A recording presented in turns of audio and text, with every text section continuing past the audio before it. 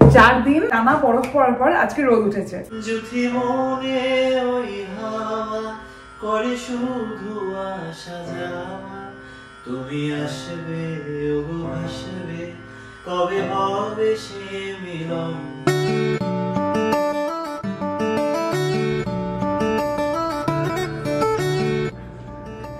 4 দিন টানা বরফ পড়ার পর আজকে রোদ উঠেছে।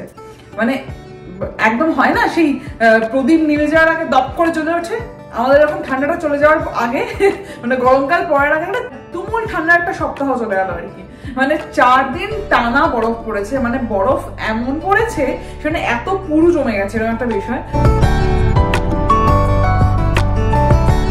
তো আজকে এই সাদা বরফগুলো যখন জমে থাকে তার উপর যখন রোদ বেরোয় না, মানে এত ঝলমল করে দেখতে, মানে এত সুন্দর লাগে।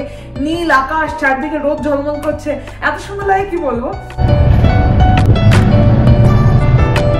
মানে বেসিক্যালি আজকে যেটা হয়েছে সেটা হলো বাবা আজকে ইসকনের মন্দিরে গেছে, তো ছেলে বাবাকে নিয়ে নতুন রাস্তা চালানোর জন্য বেরিয়েছে। মানে এক নতুন রাস্তা দিয়ে আর কি শর্টকাটে যাওয়া যায় ইসকনের মন্দিরে, সেটা বাবা জানে না, তো সেটা ইনস্ট্রাকশন দিয়ে দেওয়া যাবে না, কারণ বাবার ফোনে যেহেতু নেট নেই, তো ওই জন্য নেটে দেখেছে, গুগল দেখে দেখে যাবে আর কি, সেটাও হবে না। এর বাবা ইসকনে গেছে মানে সেটা কীর্তন শুনবে, তারপর ভোগ খেয়ে আস্তে আস্তে মোটামুটি 8:30 বেরিয়ে যাবে। তো বহুদিন বাদে আজকে রোববারের সন্ধে এবং আমরা দুজন বাড়িতে থাকবো, দুজনে আর কি যেটা বিকেল যাপন করতাম আগে তার সুযোগ হয়েছে।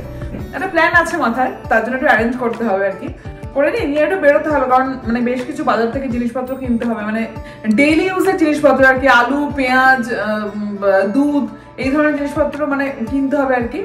তো এই জন্য যাবো, ব্যাগ ট্যাগ নিয়ে আমি বেরোবো। তো বহুদিন ডেইলি ব্লগ করা হয় না, তো ভাবলাম চলো তোমাদের সঙ্গে একটু শেয়ার করি। আমি যখন দুজনে থাকতাম, মানে বাবা আসার আগে তো 1 বছর টানা আমরা দুজনেই থেকেছি। এবার যা হয় আর কি, এখানে বন্ধু বান্ধব বলতে যে খুব আছে তা নয়, এবার ধরো অকেশনালি দেখা হলে তাদের সঙ্গে প্রচন্ড মানে আনন্দ করি, কিন্তু রোজকারে এই যে সন্ধ্যেবেলা হলে একটু কারোর বাড়িতে গিয়ে গল্প করছি, এই কনসেপ্টটা এখানে নেই। তো ফলে এই আমরা দুজনের সঙ্গী এরকম বিষয়, তাই জন্য নিজেদেরকে নিজেদের মতো করে গুছিয়ে নিতে হয়। তো আজকে ক্যামেরাটা আমি সেট করে গোছাবো, যা গোছানো। ঠিক আছে চলো। আচ্ছা, এই রান্নাঘরের পরে ডাইনিং এর এই স্পেসটায় আমরা এখন বাবার জন্য থাকার ব্যবস্থা করেছি। বেসিক্যালি এইখানে ঠাকুর ঘর আর এইখানে বাবার শোয়, কারণ বাবা যেহেতু ঠাকুর ঘরের সঙ্গে সরাসরি যোগাযোগ, সারাদিন ঠাকুর ঘরেই মোটামুটি থাকে, তাই জন্য করা হয়েছে। কিন্তু আজকে আমি এই কর্নারটাকে, এই যেখানে আর কি সিনথেসাইজারটা রয়েছে, সেই জায়গাটা একটা সেট আপ করবো।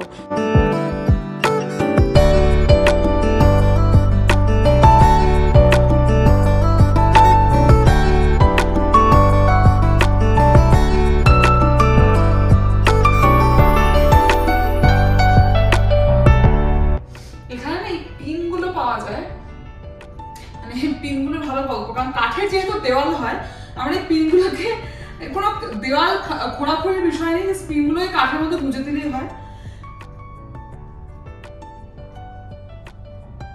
ব্যাস, এই গুঁজে দিলাম, হয়ে গেল। এটা বেসিক্যালি লাইট, সবই ডেকোরেশনের জন্যই কেনা। আরেকটা পিন খুঁজি, আমাদের বাড়িতে এত জিনিসপত্র লাগানো হয়ে গেছে যে পিনের খুব অভাব। তো যাই হোক, দেখি আরেকটা পিন জোগাড় করতে পারি কিনা। আরেকটা পিন পাওয়া গেছে, এই পিনগুলোকে জাস্ট কাঠের মধ্যে গুঁজে দিলে হয়ে যাবে।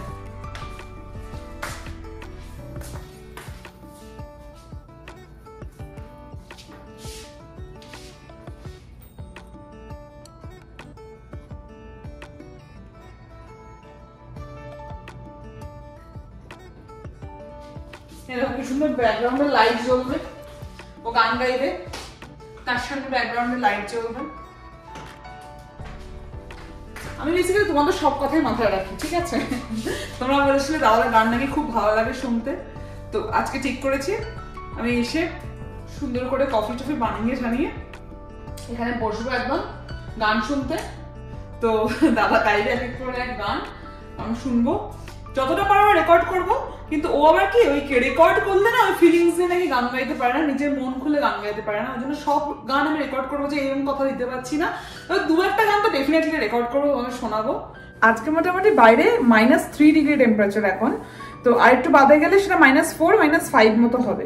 তো ইনিশিয়ালি না এই ঠান্ডা খুব ঠান্ডা লাগে না এখানে, কিন্তু এখন এই যে পুরো বরফটা জমে রয়েছে, সেই বরফের একটা ভেপার উঠবে, কারণ রোদে এতক্ষণ ধরে সেটা বাষ্প হয়েছে, তাহলে বাইরেটা ঠান্ডা হয়ে থাকবে। তাই জন্য মোটামুটি এই সোয়েটারটা আর এটা একটা -5 জ্যাকেট, এই দুটো পরলেই হয়ে যাবে।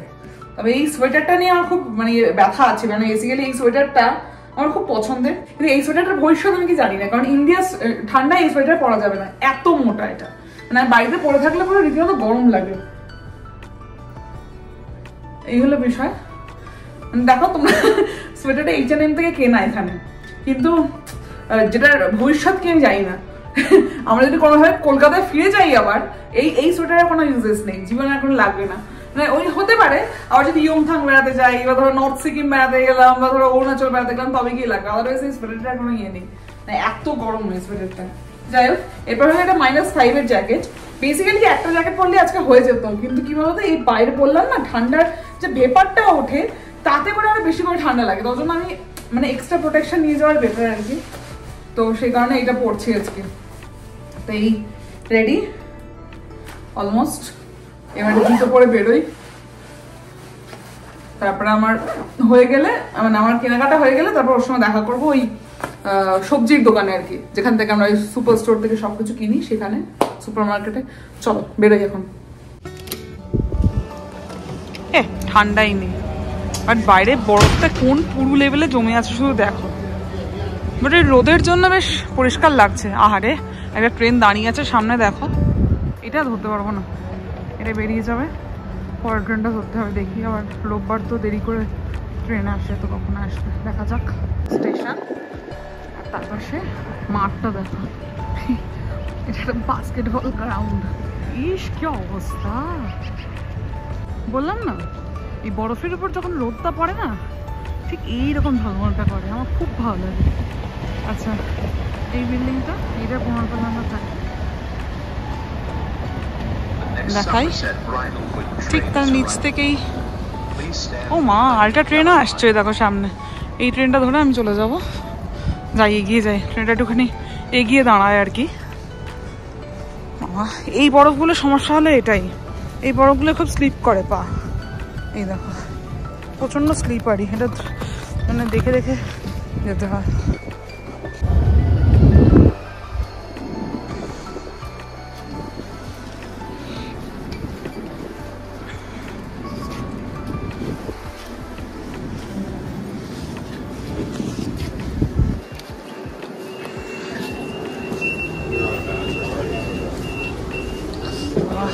আচ্ছা, জায়গা নেই।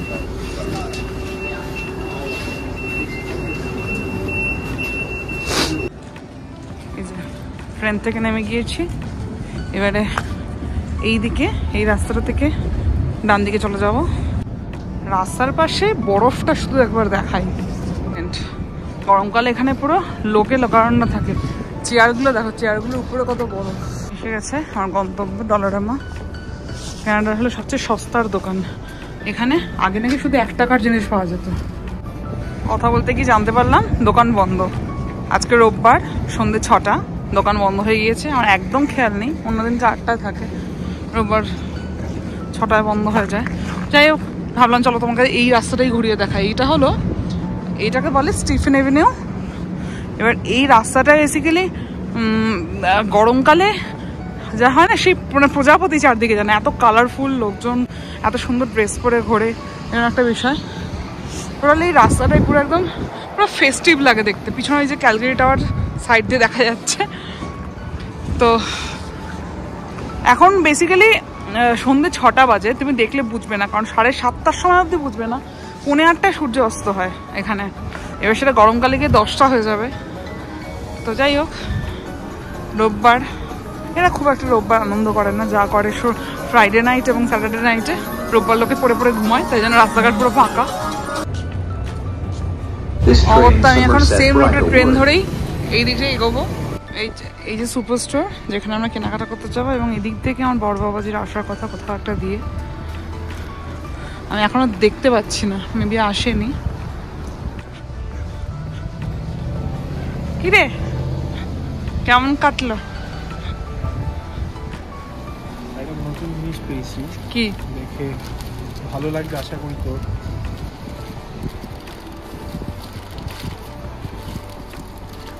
আবির কালকে দোল তো রকমের আবেগ। থ্যাংক ইউ বাহ, এই দূরদেশ এসে আমাদের দোলটা হবে। তাহলে কৃষ্ণের সামনে একটুখানি দিয়ে তারপরে এখানে বারান্দায় আমরা দোল খেলে নেবো, কি বলিস? মাইনাস টেম্পারেচার যদিও, স্টিল দোল খেলা যেতে পারে। ওই জিনিস হ্যাঁ পকেটে রেখে দে, যখন ঢুকি সুপার স্টোরে। এই আবিরগুলোর দাম কত নিয়েছে? $10। তিনটে $10, মানে তিনটের দাম 600 টাকা, তাই তো? একটা তাহলে ওরকম হবে একটা বেশ কিছু। 200 টাকা? হ্যাঁ।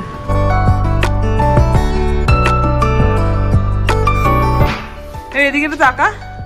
ও মাই গড, আরে কি রে, কি সুন্দর সাজিয়েছিস। বাহ, দারুণ ব্যাপার। এখানে তুই গান গাইতে বসবি আজকে? আমি? হ্যাঁ। আমি কি গান গাই এখানে? আমার লজ্জা করে। এমনি আমি করবো না। তুই কর, আমি শুনবো। হ্যাঁ, আমি তো বাজাতে পারি না, তুই গান গাস। কি জুতো ফুতো খোল।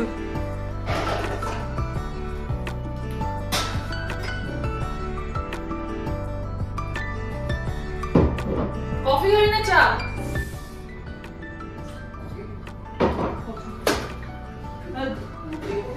হ্যাঁ, দুধই করে দাও। দুধটা দিতে হবে তোকে, আমার দুধ তো নতুন কেনা হলো তো ওটা।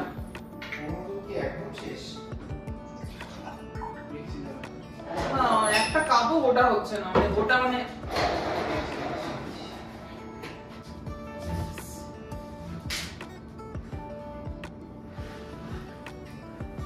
তুই কেকটা নিয়ে এসে তাহলে কাট, বুঝলি? তাড়াতাড়ি করে করে দেবো।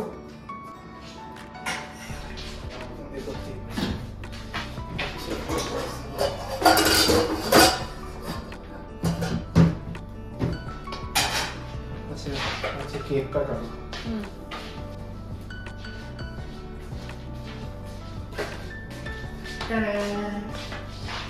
কেকটা কাট এবার। কেটে সরু সরু করে স্লাইস করে আমাদের আকাশি রঙের যে থালাটা আছে না, সেটা ওখানে কাটবো। আকাশি রঙের দুটো স্লাইস, তাই তো?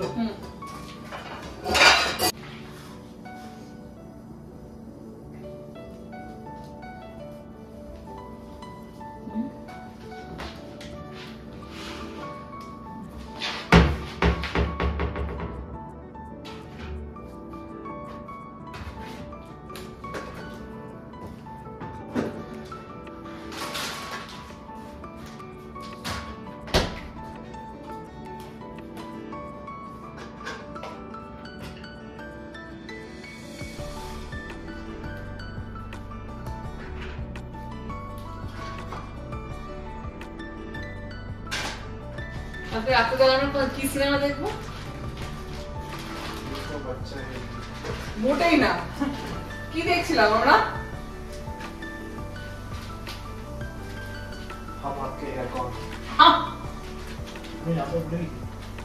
তেরি বাত মে ऐसे उलझा जीना। তো তুই যেগুলো বলছিস সেগুলো ছোট না? আমি তো বড় বড় যে নামগুলো মনে ছিল সেই সব করে বলেছিলাম। আমি এগুলো মনে ছিল বড় একটা নাম। না বেসিক্যালি ওর দৌলতে আর কি এর আগে আমরা একটা সিনেমা দেখেছি কালকে রাত্রিবেলা, সরে যা। সেটা হলো, তার নাম হলো এসে গেছে ভিডিওতে ছুরি চাটছি। ঠিক আছে, কালকে ওর দৌলতে একটা সিনেমা দেখেছি, সেটার নাম হলো শয়তান। ঠিক আছে, সিনেমাটা নো ডাউট প্রচন্ড ভালো। কেমন লেগেছে তোর? অসাধারণ। হ্যাঁ অসাধারণ লেগেছে, কিন্তু ওর হ্যাংওভার কাটছে না কিছুতেই, মানে কন্টিনিউয়াসলি ওটা আমি ভেবে চলেছে, আমার মাথায় চলছে। তার জন্য আমার একটা লাইট ওয়েটের সিনেমা দরকার। তো সেটার জন্য কাল রাত থেকে আমরা দেখা শুরু করেছিলাম তেরি বাতমে এসে উলঝা দিয়া, কিন্তু সেটা হাফ দেখার পর আর মানে ওর একটু কাজ এসে গেছে, রাত্রিবেলা দেখা হয়নি। আজকে ওটা কমপ্লিট করবো। তো তার আগে তুই গান শোনাবি, তাই তো? We'll try. Wow, we'll try.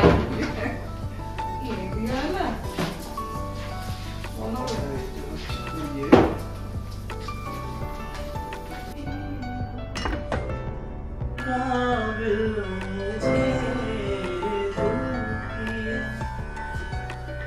ঠিক আছে, করবো না প্র্যাকটিস।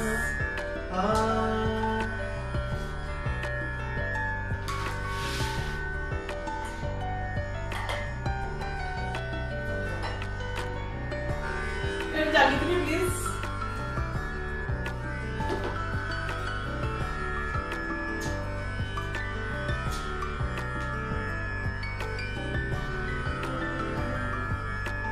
হাত বাঁধিবি পা বাঁধিবি মন বাঁধিবি কেমনে আমার চোখ বাঁধিবি মুখ বাঁধিবি পরাণ বাঁধিবি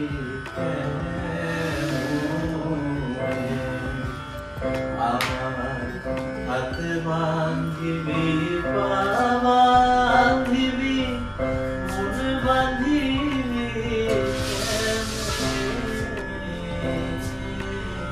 আমার চোখ বাঁধিবি মুখ বাঁধিবি পরাণ বাঁধিবি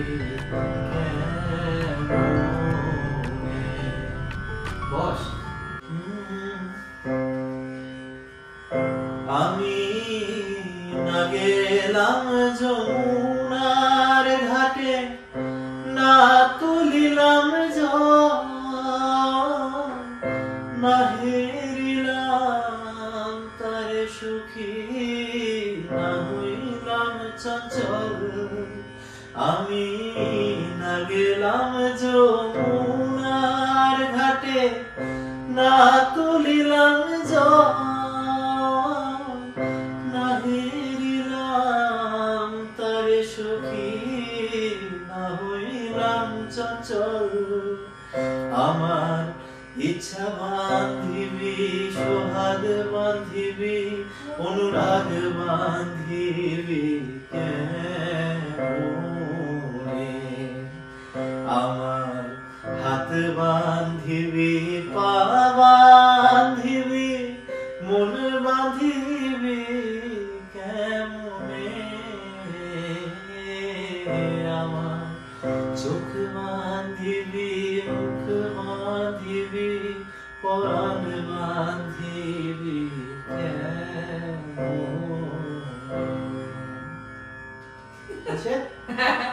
না এরপর আমার একটা রিকোয়েস্ট আছে। সেই রিকোয়েস্টটা হলো আজকে তো আমার জন্য কিছু গান গাইতে হবে। খুব কঠিন রিকোয়েস্ট। তো আমার জন্য যদি কিছু গান গাইতে হয় তাহলে কি গান গাইবি? যদিও এখন মেঘলা দিন নয়, বাইরে বরফ মানে বরফের দিন আর কি। ঠিক আছে, আজকে একটু রোদ তো উঠেছে, মেঘলাটাকে বরফ দিয়ে রিপ্লেস করে শোন। ওকে ওকে। এই মেঘলা দিনে একলা ঘরে থাকে না তো মন, কাছে যাবো কবে পাবো ওগো তোমার নিমন্ত্রণ। এই মেঘলা দিনে একলা ঘরে থাকে না তো মন, কাছে যাবো কবে পাবো ওগো তোমার নিমন্ত্রণ। যুথি মনে ওই হাওয়া করে শুধু আসা যাওয়া, যুথি মনে ওই হাওয়া করে শুধু আসা যাওয়া। তুমি আসবে ওগো আসবে কবে হবে সে মিলন, কাছে যাবো কবে পাবো ওগো তোমার নিমন্ত্রণ। এই মেঘলা দিনে একলা ঘরে থাকে না তো মন, কাছে যাবো কবে পাবো ওগো তোমার নিমন্ত্রণ। আমার যেটা মনে হচ্ছে সেটা কফিটা ঠান্ডা হয়ে যাবে। কফি কত কিছু বানিয়েছিস রে। সে ঠিক আছে, তুই আমার কাপটা দিয়ে দে বুঝলি, গান শুনতে শুনতে আমি খাবো আর তুইও একটু আস্তে আস্তে চুমুক দে বুঝলি, ঠান্ডা হয়ে যাবে নাহলে। जी हमें मंजूर है आपका ये फैसला, जी हमें मंजूर है आपका ये फैसला। कह रही है हर नजर बंदा परवर शुक्रिया, हंस के अपनी जिंदगी में कर लिया हासिल मुझे